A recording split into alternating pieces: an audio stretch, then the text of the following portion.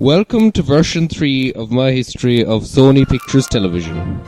This time I am going to narrate it all the way from the studio's humble beginnings in 1947.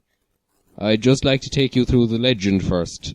Anything in a blue box is a distinct corporate entity which will usually end with Inc., LLC or Limited.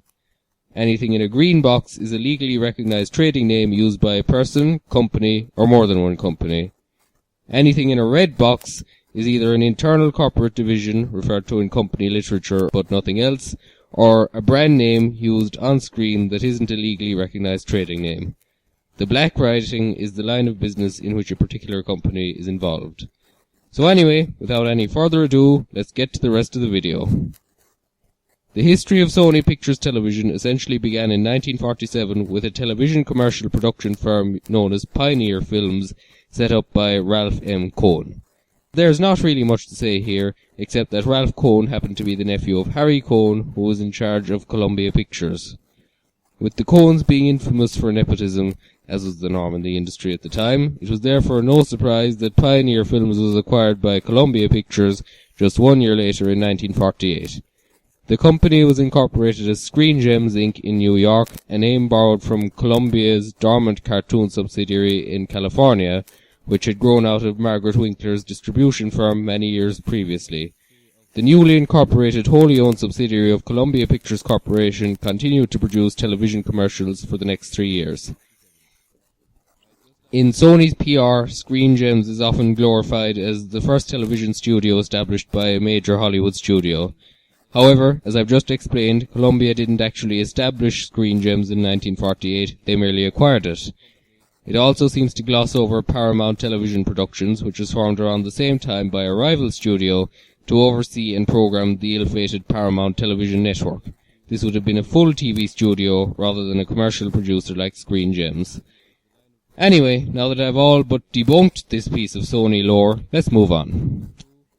1951 was the year in which Screen Gems became a fully fledged television studio. It moved into the new and lucrative field of telefilm syndication and started producing its own television series in 1952. It began using an animated logo at this point.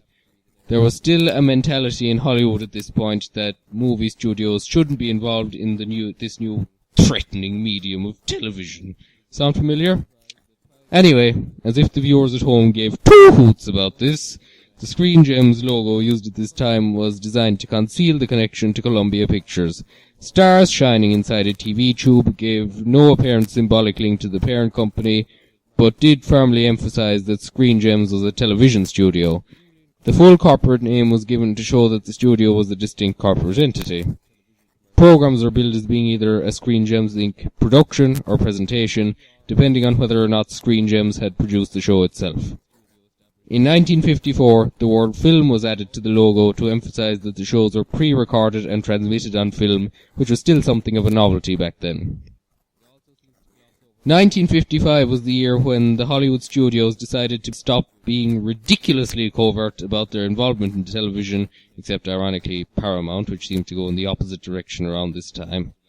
As such, August saw the introduction of a new Screen Gems logo, rendering the Columbia Torch Lady in all her glory.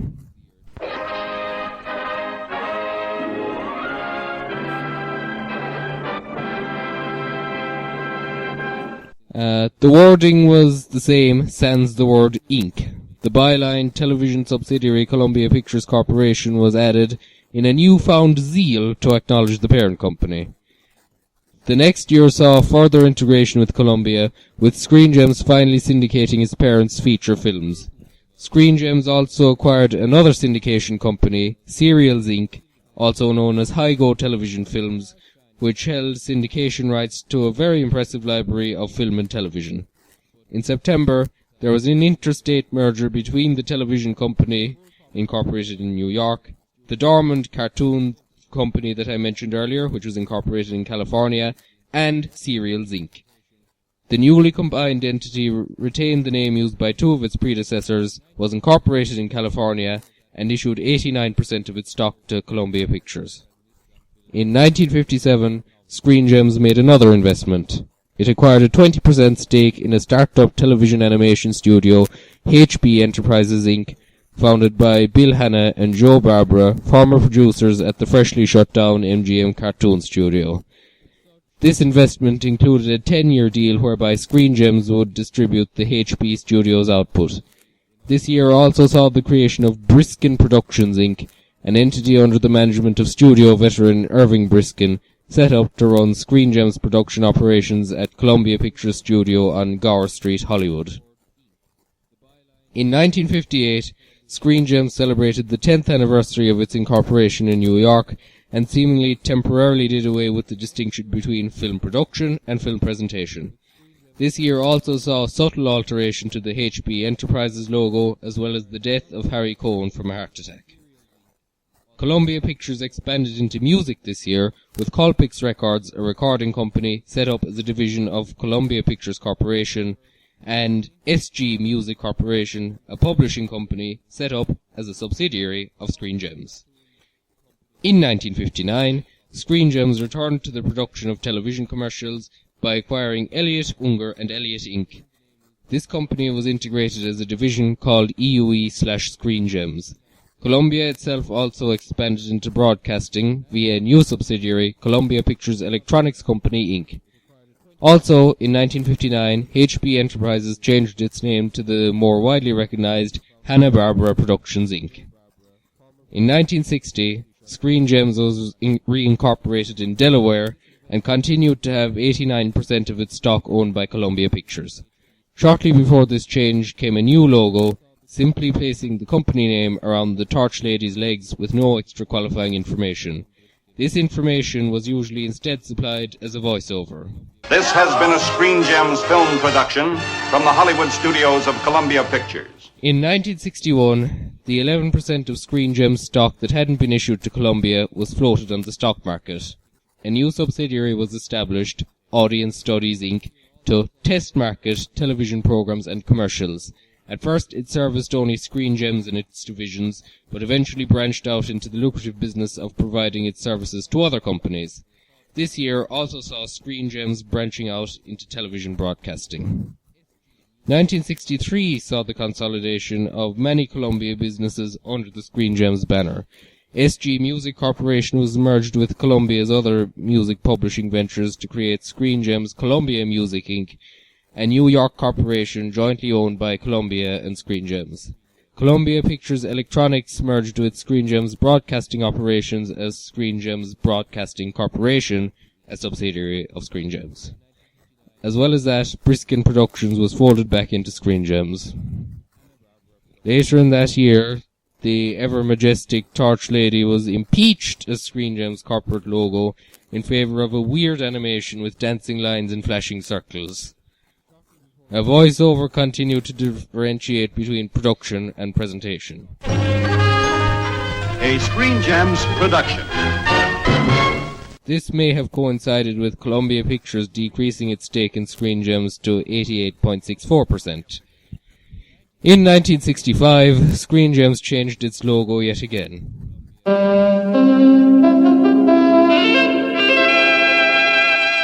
The new logo involved a Latin letter S forming itself from a cheaply animated film reel, quite possibly a nod to the emphasis on the word film in previous logos. Its structure may also have been a veiled reference to that of the Torch Lady used by Columbia Pictures at the same time, with the red dot representing torchlight.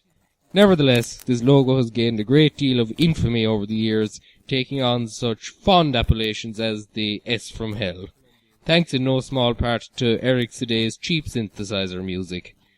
This may once again have coincided with Columbia Pictures decreasing its stake in Screen Gems, this time to 87.1%. With the separation of the affairs of Columbia and Screen Gems, Colpix Records was no longer enough to exploit Columbia's full value on the music side of things, so it was replaced in 1966 by Col Gems Records Inc., which, as the name suggested, was a 50-50 joint venture between Columbia and Screen Gems. Most notably, it released music recorded by the Monkees, who also had a television presence thanks to Screen Gems. Its manufacturing and distribution was handled by RCA Records.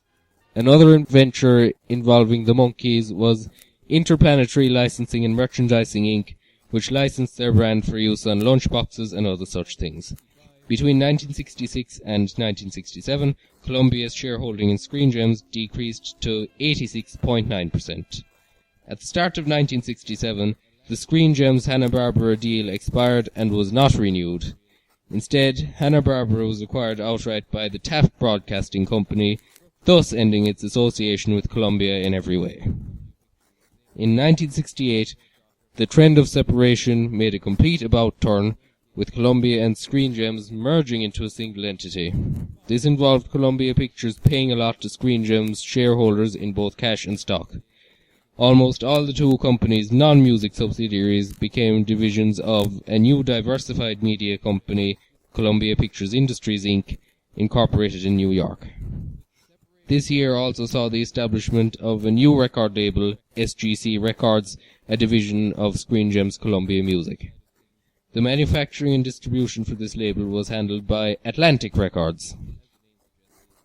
1969 saw more changes on the music side of things. Columbia Pictures Industries acquired Bell Records Inc., and the two companies were soon merged into a new Columbia Pictures Industries, incorporated in Delaware. Colgems Records, still a distinct entity, established its own publishing company, Colgems Music Corporation.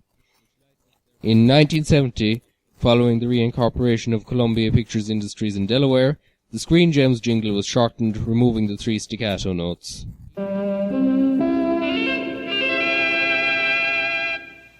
In 1971, SGC Records and Colgems Records were both shut down, but Screen Gems Columbia Music and Colgems Music continued as music publishing companies. In 1972, Audience Studies Inc. was sold off. As well as that, Columbia Pictures Industries merged its studios with those of Warner Brothers to form the Burbank Studios, which I thought I should mention even though I haven't seen fit to actually show it in the diagram. In 1973, the animated logos for Columbia divisions took on the byline, a division of Columbia Pictures Industries Inc., in line with the names used on copyright notices. Late 1974 saw quite a bit of reorganization at Columbia Pictures Industries. A new record company was formed known as Arista Records Inc. The operations of Bell Records, along with any holdings left over from Colpix, Colgems and SGC, were folded into the new label. More importantly, since this video is about television, Screen Gems production and distribution operations were reorganized under the name Columbia Pictures Television, which used a new logo loosely based on the S. It appears to have been a placeholder logo. Screen Gems broadcasting operations, on the other hand, became part of the main corporation. In 1975, Columbia Pictures Industries started selling off some of its broadcasting operations. It also introduced a new print logo, a semi-hexacosagram in a semicircle, representing the light from the lady's torch, rather than the torch itself as the previous print logo had done. It has become known as the Sunburst. EUE/Screen Gems started using this as its logo as well.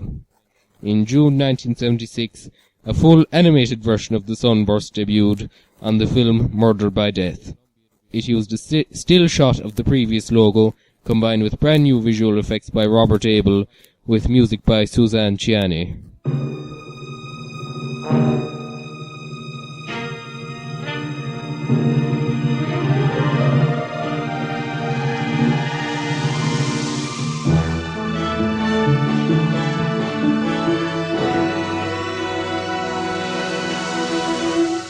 A short television version soon followed. Columbia Pictures Industries instituted a color code for its divisions at this point. Film was blue, television was orange. There were some divestments in August, including a television station and Columbia's music publishing subsidiaries. Screen Gems Columbia Music, renamed to Screen Gems EMI Music Inc., and Colgems Music Corporation, renamed to Colgems EMI Music Inc., were sold to the UK record label EMI. 1977 saw Columbia's exit from the broadcasting business as it sold its last station. Interplanetary Licensing and Merchandising was renamed to International Marketing I Limited. In 1979, Columbia finally exited the music industry selling Arista Records to Ariola, a Bertelsmann division which would later be the foundation for BMG. Ironically, BMG would later merge with Sony Music in 2004. On the television side, Columbia acquired TOY Productions, formerly Bud Yorkin Productions, and maintained it briefly as a subsidiary. 1980 saw the folding of TOY into Columbia Pictures Television, as well as the acquisition of Raystar Films from Ray Stark, who had previously sold his older films to Columbia in 1974. This company included Raystar Features Inc. and Raystar Television Inc. In June 1981, Columbia Pictures did away with the Sunburst logo, instead experimenting with something thematically similar but with significantly different animation. A television version didn't come until later.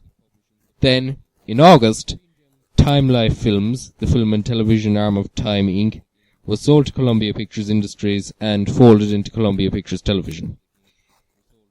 In June of 1982, Columbia Pictures Industries was bought by the Coca-Cola Company for cash and stock worth $1.025 billion via a new subsidiary, Coca-Cola Pictures Inc. Straight afterwards, Coke incorporated an entity called CPT Holdings Inc., again in Delaware. The purpose of this entity was to take over the rights holding of old Columbia Pictures television shows, mostly from the Screen Gems days. Following this, the new version of The Torch Lady, introduced in 1981, finally got a television version using a subtly altered version of Suzanne Ciani's music from the previous logo. It sported a byline announcing the company's new ownership, which, in combination with the music that sounds like soda pouring, created a strong association between this logotype and Coke, even though it had really been devised a year before the association between the companies. It is also noteworthy that the colour coding was preserved with these new logos. The text and part of the lady's robe were blue on the movie logo and gold or orange on the television logo. In September, Columbia Pictures Industries was merged into Coca-Cola Pictures, which took on the same name. In May 1983, an extra subsidiary of Raystar Television was formed, known as Raystar Productions, Inc. Then, in August, EUE/Screen Gems was spun off as a New York corporation called EUE/Screen Gems Limited. It was sold to longtime executive George Cooney and took with it the Screen Gems S trademark. In 1984, Coke decided to demerge Columbia Pictures and Columbia Pictures Television. Columbia Pictures Industries retained the film division, but the television division was transferred in its entirety to CPT Holdings. As such, because this is a television video, Columbia Pictures Industries will no longer appear.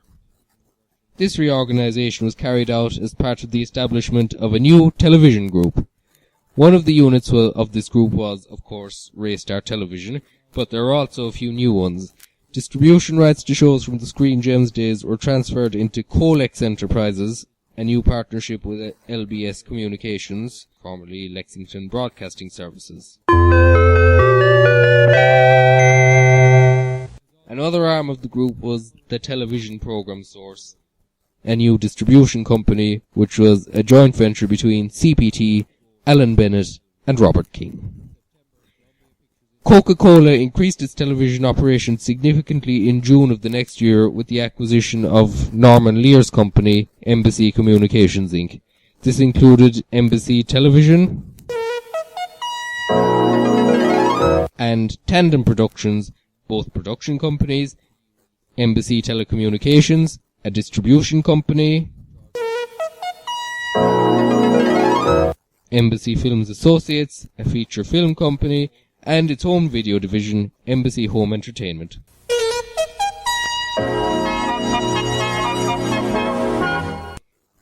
The immediate effects of this sale were the addition of a Coca-Cola byline to the Embassy Telecom logo and the shutdown of Tandem Productions, turning it into an in-name-only unit called Tandem Licensing Corporation. Its production operations were folded into Embassy Television. Coke also set up Embassy Pay Television, a division of Embassy Communications, for syndication to premium cable networks. On May 5th, 1986, a lot of reorganization happened. Embassy Television and Telecommunications, along with Tandem, were folded into Embassy Communications, which went from being a holding company to a full television company. Merv Griffin Enterprises was also acquired. It comprised 3 distinct companies, which were Jeopardy Productions, in charge of Jeopardy, Californ Productions, in charge of Wheel of Fortune, and Anthony Productions, in charge of Dance Fever. Around the same time, Embassy Films Associates was sold off to the De Laurentiis Entertainment Group. Then, on November 24th, CPT's and Embassy's production operations were merged under the name Columbia Embassy Television, but they continued to operate as separate entities. The distribution operations of CPT were merged with the television program source, which became wholly owned by Columbia Embassy. Raystar Productions was folded back in as a division of Raystar Television under the new studio. On January 8, 1987, Coke reorganized its television operations into a new group called Coca-Cola Television Operations. It consisted of 3 main divisions, which were Columbia Embassy Television, Merv Griffin Enterprises, and Coca-Cola Telecommunications, the newly reincorporated Columbia Television Program Source Distribution Combine. February 23rd saw the formation of another new entity, CC Telecommunications Productions Inc., to handle first-run syndication production for Coca-Cola Telecommunications. In September, Dance Fever ended, so Anthony Productions was shut down. In December, Coca-Cola Television Operations, as well as Columbia Pictures Industries, was moved under TriStar Pictures, which was reorganized in a stock swap as Columbia Pictures Entertainment, with Coke holding an 80% stake.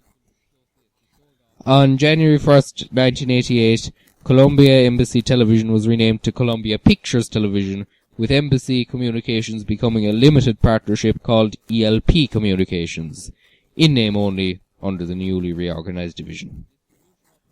Coca-Cola Telecommunications became Columbia Pictures Television Distribution as the Colex partnership with LBS was dissolved. However, Columbia and LBS continued to co-distribute many former Colex shows over the next few years. Merv Griffin Enterprises continued to operate as it had previously. Over the next few days, the logos were updated to reflect this reorganization, with Embassy's logo disappearing on January 2nd and CPT's byline being changed on January 4th with some new music to boot. On the latter date, TriStar Television, a division of Columbia Pictures Entertainment, was folded into Columbia Pictures Television, but its name and logo continued to appear on shows that were recorded but not yet aired. It was around this time that Coke decreased its stake from 80% to 49%. Merv Griffin Enterprises continued to use a Coca-Cola byline until February 8th, which is understandable, considering that CC Television Operations was still technically the parent of the group. TriStar Television's logo continued to appear until around March. Its disappearance may have been timed to coincide with the incorporation of a new TriStar Pictures unit on February 23rd. In July, the reorganization was made official. Columbia Pictures Television, Coca-Cola Television Operations, TriStar Television, and Columbia Pictures Television Distribution merged into a new entity using the Columbia name. The Coca-Cola name was now purged from the operation, with Columbia Pictures Television Distribution being the only subdivision of the new entity. The shows formerly produced by TriStar continued to be distributed by Televentures, a joint venture between Columbia Pictures Entertainment, Stephen J. Cannell Productions, and With/Thomas/Harris Productions. It was also around this time that Columbia formed its own international production and distribution arm, Columbia Pictures International Television. This was not a distinct entity, but operated out of the regional offices of other internationally operating Columbia divisions, hence the green box. January 1989 saw a reanimation of the Columbia Pictures Television logo, using footage from the 1981 movie logo. While it was an extremely cheap and cheesy-looking job, it seemed to get the point across that the Columbia Pictures no longer referred to Columbia Pictures Industries, but to Columbia Pictures Entertainment, so the old color coding scheme no longer applied. In September, Sony Corporation of America acquired Coke's 49% stake in Columbia Pictures Entertainment. Then, in November, they bought out the other 51%. Straight after that, they acquired Goober Peters Television Inc., or the Goober Peters Entertainment Company, formerly Barris Industries. It became a subsidiary of Columbia Pictures Television. This also had two syndication divisions, which were Goober Peters Program Sales and Goober Peters Advertising Sales, and it was mostly involved in producing game shows. On July 11, 1990, Televentures was dissolved, resulting in the distribution rights to many of its shows reverting to Columbia Pictures Television Distribution. Then, in November, Goober Peters Program and Advertising Sales were folded into Columbia Pictures Television Distribution. Its production operations continued in a limited fashion into December. In late 1991, a few things happened. Columbia Pictures Entertainment was renamed to Sony Pictures Entertainment, and in keeping with this, its television operations were reorganized under a new group called Sony Television Entertainment.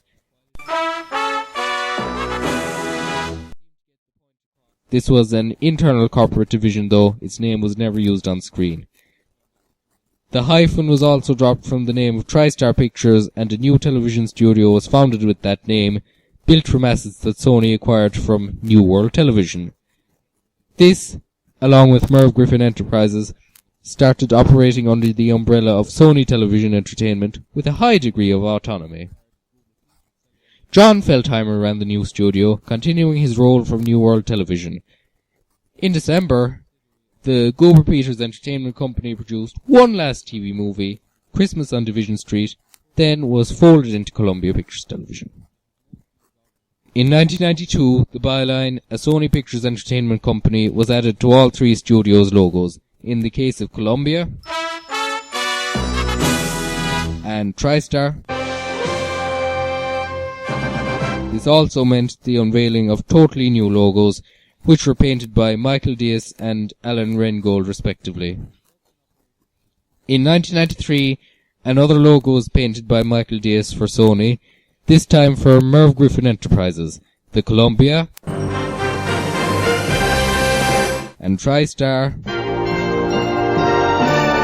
logos also got new music. At another point during this year, the in-name only Columbia Pictures Television division of CPT Holdings was folded into the main Columbia Pictures Television studio. More reorganization happened in 1994. On February 21st, the three production studios were brought under the umbrella of a new division, Columbia TriStar Television, again run by John Feldheimer. They still operated as very much separate studios, but management became more consolidated. At the same time, Columbia Pictures Television Distribution began to be referred to internally as Columbia TriStar Television Distribution, but the old name continued to be used legally and on-screen for the time being. On June 4th, Merv Griffin Enterprises was folded into the new division, but its logo continued to appear until July 22nd. Then, in September, a logo was introduced for Columbia TriStar Television. 1995 saw more changes. John Feldheimer was promoted to head of Sony Television Entertainment, which ceased to exist shortly after. Sony's television operations were reorganized as the Columbia TriStar Television Group. As part of this change, Columbia Pictures International Television became Columbia TriStar International Television and started using its name on screen for the first time in a new animated logo.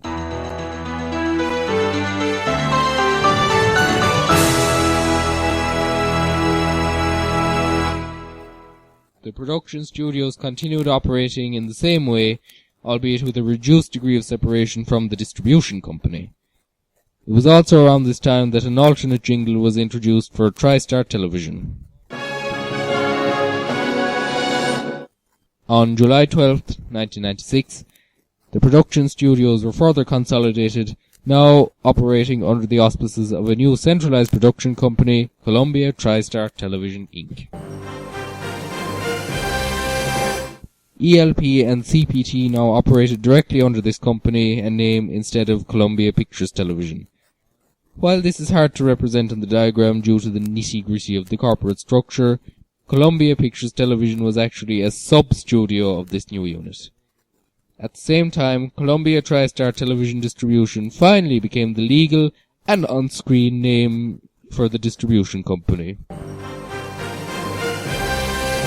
Columbia TriStar International Television's logo was also updated to reflect the changes. As well as that, the Columbia TriStar Television Group started an animation unit, Adelaide Productions, which operated autonomously but used the Columbia TriStar Television name and logo. The cartoons produced by the studio used the two CTT logos interchangeably. A strange thing happened in 1998. All of the group's production operations were merged into a partnership between Sony Pictures and Global Maritime Group, a cruise line company. This new partnership was called Global Entertainment Productions GmbH and Company Medien KG, and, as you can tell, operated out of Germany for some reason. The studio seemed to have continued operating with the same degree of autonomy, but for legal and copyright purposes. All the work was done by this new partnership, at least for the 1998 to 1999 season. An exception was TriStar Television, which needed to remain open to avoid changing the status of Early Edition, a show which had co-owned with CBS. This was the only show for which this was done, however. Strangest part, though, is that it was completely reversed in 1999. It went back to the old way. There were two differences, though. ELP Communications ceased all production operations because Beekman's World was finished, and TriStar Television was shut down. However, again, because the copyright on Early Edition was co-owned by TriStar and CBS, the TriStar Television Corporation continued to stay open. The actual production was done by Columbia TriStar Television, but TriStar Television remained the copyright holder in name only. At the same time, Columbia TriStar Television introduced an enhanced version of its logo, which actually used cheaper animation, but apparently was more suited to high definition. In May of the millennium year, Columbia TriStar Television finally stopped using its first logo for anything. Early Edition was cancelled, so TriStar Television Inc. was shut down as a production company. Columbia TriStar Television Inc. began to be referred to as Columbia TriStar Network Television, at this stage producing shows only for traditional broadcast networks, except California and Jeopardy, which produced for syndication via King World Productions. As well as all that, Raystar Television was folded into Columbia TriStar Network Television after producing the TV movie Alley Cat Strike. On the 1st of January 2001, the Columbia Pictures Television studio was shut down and folded into Columbia TriStar Network Television. At this stage, this was a singular division with unified management, but it encompassed some operations of both Columbia Pictures Television Inc. and Columbia TriStar Television Inc. You may remember what I said earlier about Early Edition being co-owned by TriStar and CBS. Well, Sony reckoned that this was becoming a trend. Since the financial interest and syndication, or FinCin, laws were repealed by the FCC in the early 90s, networks seemed to want more and more to own a share in their programming so they could make a bundle on syndication. This was bad news for Columbia TriStar Network Television, as the bulk of its revenues came from syndication via Columbia TriStar Television Distribution. At this point, all the other major Hollywood studios had either acquired or set up their own network, but this path was blocked to Sony thanks to its Japanese ownership. Thus, a decision had to be made in relation to the seemingly loss-making future of Columbia TriStar Network Television. Thus, on October 25th, this doomed division was shut down. At the same time, Columbia TriStar Television Distribution was renamed to Columbia TriStar Domestic Television, but as you can see, the old legal name was still used for copyright purposes on some shows. This newly renamed division took over the production of all the old network shows. In the case of The King of Queens, Columbia TriStar Television Inc. remained as an in-name only production company because, as with TriStar and Early Edition, the show was co-owned by CBS. The group was streamlined, with all operations being moved under Columbia TriStar Domestic Television, even Columbia TriStar International Television. As well as that, the logo types are unified, with the same animation and imagery being used on the domestic and international logos. The newly renamed division also expressed hopes to work with next-generation broadband technology. Then, this whole next-generation and innovation idea inspired another change in late 2002. Columbia Pictures Television Inc. was renamed to Sony Pictures Television Inc., resulting in the first on-screen use of the Sony Pictures Barris logo.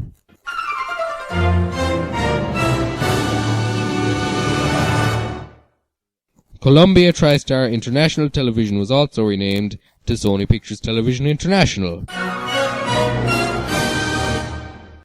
As you can see, the Columbia TriStar domestic television name and logo were still used by Sony on some shows for a while, along with the in-name only Columbia TriStar Television distribution. In 2003, the loose ends in Sony Pictures Television's corporate structure were mostly tied up, so now it was bars all the way in terms of logos, with a new animation being introduced for Sony Pictures Television International.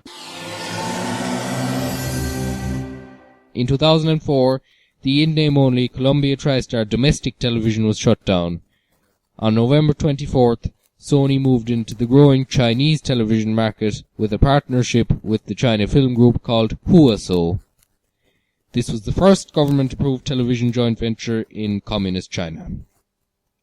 On February 8, 2007, Sony Pictures Television International acquired a 51% majority stake in Lean MOOO, a Russian production company.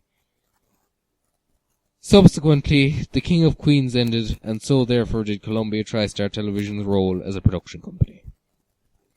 In 2008, Sony Pictures Television International set up a Dutch holding company, 2JS Productions BV. It used this as a takeover vehicle to acquire the television and mobile entertainment company Two-Way Traffic NV. More importantly, this company had a format licensing subsidiary, Two-Way Traffic International BV, formerly Celador International, known for holding the rights to the format of Who Wants to Be a Millionaire, among other things. In January 2009, Sony Pictures Television acquired another interactive entertainment and format licensing company, Embassy Row LLC. 2 weeks later, Sony Pictures Television International acquired a 50% stake in Teleset, a Colombian production company which was already doing shows licensed from Two-Way Traffic International. On April Fool's Day of that year, Sony Pictures Television International was shut down and folded into Sony Pictures Television, citing reasons to do with the globalization of entertainment and such. Embassy Row and Two-Way Traffic became more consolidated into the parent company as a result. Then, on April 13th, Sony's stake in Lean M was increased to 67%. In October, Sony Pictures Television expanded its international operations by establishing Toro Produzione, SPA, an Italian production and distribution company, which also operated in Spain. In 2010, Lean M, the Russian company, became a wholly owned subsidiary of Sony Pictures Television. On March 22nd of this year, Sony acquired another Dutch television production and interactive entertainment company, Tuvalu Media BV. Then, on July 12th, which was the 14th anniversary of the formation of Columbia TriStar Television Inc., Sony Pictures Television created Floresta, a joint venture production company in Brazil. On June 23, 2011, Sony Pictures Television formed a UK production company, Victory Television, as a partnership with Victoria Ashbourne, who had previously worked for them as Senior Vice President of Creative Development under Sony Pictures Television International. On March 1st, 2012, at the beginning of the regrettably unsuccessful Black March campaign, which is only slightly relevant, Sony Pictures Television acquired another UK production company, Silver River Productions Limited. 1 month later, at the conclusion of that same, only slightly relevant campaign, most of Two-Way Traffic's operations were folded into Sony Pictures Television as Sony Pictures Television International Formats. Then, on August 23rd, Sony Pictures Television acquired a majority stake in yet another UK production company, Left Bank Pictures Limited. So, that basically concludes the colourful history of this highly influential media company. Now, there is a faction that would see Sony Pictures sold to CBS Corporation, which would almost certainly cause Sony Pictures Television to be folded into CBS Studios. However, the higher-ups at Sony maintain that it is a key part of their business and will not be put up for sale. Special thanks to Shadid329 for help with putting all this together. My other sources include the Delaware Corporation Register, Corporation Wiki, Bloomberg Business Week, and the book Screen Gems, A History of Columbia Pictures Television from Cone to Coke, written by J. Page Perry. I hope you enjoyed the video.